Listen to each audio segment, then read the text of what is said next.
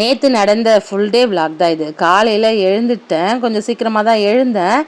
எழுந்துட்ட உடனே இவங்க நியூஸ் பார்க்க ஆரம்பிச்சிட்டாங்க. ஏன்னா நேற்று ஃபுல்லாக மழை பெஞ்சிட்டே இருந்ததில்ல, ஸ்கூல் லீவ் விட்டுருவாங்கன்னு சொல்லிட்டு எழுந்தோடனே நியூஸ் பார்த்துட்டே இருந்தாங்க. கொஞ்சம் நேரத்தில் லீவும் விட்டுட்டாங்க. வெளியில் பார்த்தா மழை நிற்கவே இல்லை. நைட்லேருந்து மழை வந்து ஓயாமல் பேஞ்சிட்டே இருந்துச்சு. நல்ல மழை நல்லாவே பேஞ்சிட்டு இருந்தது. அதனால் லீவ் விட்டுட்டாங்க. லீவ் விட்ட நியூஸ் கேட்டதும் அவ்வளோதான். நானுமே வந்து அப்படியே கிச்சனில் லைட் ஆஃப் பண்ணிவிட்டு போயிட்டேன். இவங்களுமே செம்ம ஆட்டம், அவங்க அப்பா போட்டு பாடாப்படுத்திட்டாங்க. 10 மணி தான், பசி எடுக்குது அப்படின்னு சொல்லியிருந்தாங்க. சரி இதுக்கு மேலே இருந்தால் வேலைக்கு ஆகாதுன்னு சொல்லிட்டு இட்லி ஊற்றலாம் அப்படின்ட்டு மாவு எடுத்து கரைக்க ஆரம்பிச்சிட்டேன். இன்றைக்கி வந்து இட்லியும் அதுக்கு மேட்சாக ஒரு மிளகா சட்னியும் தான் சேர்ப்பேன். பூண்டு சட்னி அப்படின்னு சொல்லலாம். இது வந்து இந்த மாதிரி ஒரு சில் கிளைமேட்டுக்கு வந்து சூடாக இட்லி கூட வச்சு சாப்பிட்றதுக்கு அவ்வளோ சூப்பராக இருக்கும். ரொம்ப ஈஸியான டிஷ் கூட. இட்லி ஒரு பக்கம் ஊற்றி வச்சுட்டு அது வேகிறதுக்குள்ளே இந்த சட்னி நம்ம ரெடி பண்ணிடலாம். ஸோ அதுக்கு வந்து 3 பொருள் தான் தேவை.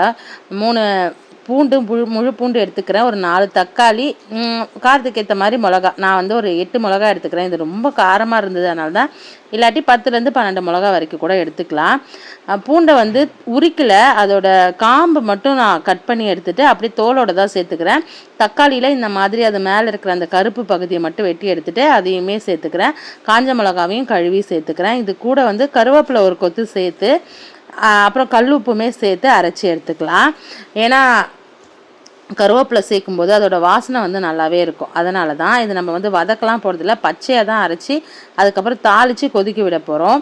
இது வந்து ஒரு 3 நாள் இந்த சட்னி வந்து கெட்டே போகாது. எங்கேயாவது நீங்கள் வெளியில் ட்ராவல் போகிறீங்கன்னா இந்த சட்னியை நீங்கள் எடுத்துகிட்டு போனீங்கன்னா உங்களுக்கு வயிறில் இருக்கிற பிரச்சனையும் சரியாயிடும்.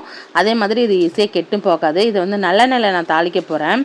உங்ககிட்ட காமிக்கிறதுக்கு முன்னாடி கொஞ்சம் ஊற்றிட்டு, அதனால தான் எண்ணெய் இருந்துச்சு. கடுகு உளுத்தம் பருப்பு போட்டு வெடிச்சதுக்கப்புறம் கருவேப்பிலை போட்டு அதுவுமே பொரிஞ்சதுக்கப்புறம் நல்லா நைஸாக அரைச்சி வச்சு இந்த சட்னியை சேர்த்துக்கலாம்.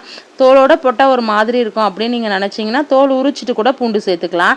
எங்களுக்கு வந்து அது பழகிடுச்சு, அதனால தான். அப்புறம் ஜார் கழுவி அந்த தண்ணியுமே சேர்த்து மூடி போட்டு கொதிக்க விடுங்க. ஏன்னா தெரிக்கும் இது கொதிக்க, அதனால் மூடி போட்டுக்கலாம். கேப்பில் இட்லி நல்லா வெந்துருச்சு. நல்லா பஞ்சு மாதிரி இட்லி, பந்து மாதிரி சூப்பராக. வெளியில் மழை, இங்கே சுட சுட இட்லி கூட அந்த சட்னி. இப்போ நான் சொல்லும்போது கூட எனக்கு டெம்ட் ஆகுது. ஏன்னா எத்தனை டைம் சாப்பிட்டாலும் இது சலிக்காது. இட்லி நல்லா சூப்பராக வந்துருச்சு இன்றைக்கி. இட்லி எடுத்தோடனே கரண்ட் ஆஃப் ஆகிடுச்சு. நல்ல வேளை சட்னியை தாளிச்சிட்டோம் அப்படின்னு எனக்கு ஒரு மன நிம்மதி. இந்த மாதிரி தண்ணி வத்த சுண்ட நம்ம அழகாக அதை கொதிக்க விட்டு எடுத்துட்டோன்னா சட்னி நல்லா கெட்டியாக இருக்கும். சாப்பிட்றதுக்கு ரொம்ப டேஸ்ட்டாக இருக்கும். எண்ணெய் நல்லா பிரிஞ்சு வரும். உங்களுக்கு காரம் அதிகமாக இருக்கும் அப்படின்னு தோணுச்சுன்னா இந்த ஸ்டேஜில் இன்னும் கொஞ்சம் கூட நீங்கள் நல்லெண்ணெய் சேர்த்துக்கலாம். உடம்புக்கு நல்லது தான். அப்படியே இட்லியை டிலேவே பண்ணாதீங்க, சூடாகவே தட்டில் போட்டுக்கோங்க.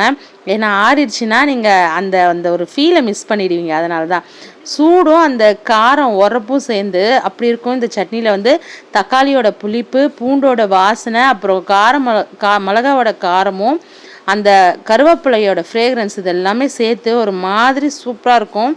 ட்ரை பண்ணி பாருங்கள். சாப்பிட்டு மறுபடியும் மதிய சாப்பாடு கேட்பாங்கள்ல, அது ரெடி பண்ணி ஆரம்பிச்சாச்சு. சாதமும் இன்றைக்கி வந்து வெங்காயம் தக்காளி தாளித்து நிறையா பூண்டு உரிச்சு போட்டு முட்டை தொக்கு தான் வச்சுருந்தேன். சிம்பிளாகவும் இருக்கும், அதே சமயம் டேஸ்ட்டாகவும் இருக்கும். அதனால் ரசம் கொஞ்சம் வச்சுட்டேன். அப்புறம் முட்டைக்கோஸ் பொரியலும் செஞ்சு வச்சுட்டேன். இன்றைக்கி வந்து இதுதான் சாப்பிட்டு நல்லா ரெஸ்ட் எடுத்தோம். அப்புறம் ஈவினிங் போல் அடாது மழையிலும் விடாது வேலைன்ற மாதிரி அமாவாசைக்கான ப்ரீ ஒர்க் எல்லாமே பண்ணி வச்சுட்டேன். ஏன்னா இதை பண்ணால் தான் நாளைக்கு காலையில் ஒர்க் பண்ணுறது கரெக்டாக இருக்கும்ன்ட்டு. செந்தில் கூட திட்டினார், பைத்தியக்காரி மாதிரி மழையில் போயிட்டு தொடச்சிட்டு இருக்க, வந்து உள்ளே உட்காருன்னு. இருந்தாலும் பண்ணிடலாம் அப்படின்னு சொல்லிட்டு முடிச்சுட்டு ஈவினிங் ஸ்நாக்ஸ் கேட்டிருந்தாங்க பசங்க. அதனால் அவங்களுக்கு பிடிச்ச மாதிரி பஜ்ஜி போட்டு கொடுத்து இந்த நாள் வந்து இனிமையாக முடிஞ்சுது. மழையில் நீங்கள் என்ன மாதிரியான ஃபுட் வந்து ப்ரிஃபர் பண்ணுவீங்க? என்ன மாதிரி ஸ்நாக்ஸ்லாம் உங்களுக்கு பிடிக்கும்? ஒரு சில டைமில் எனக்கு இனிப்பாக சாப்பிட பிடிக்கும், ஒரு சில டைமில் காரமாக சாப்பிட பிடிக்கும். உங்களுக்கு எப்படின்றத மறக்காமல் கமெண்ட் பண்ணுங்கள்.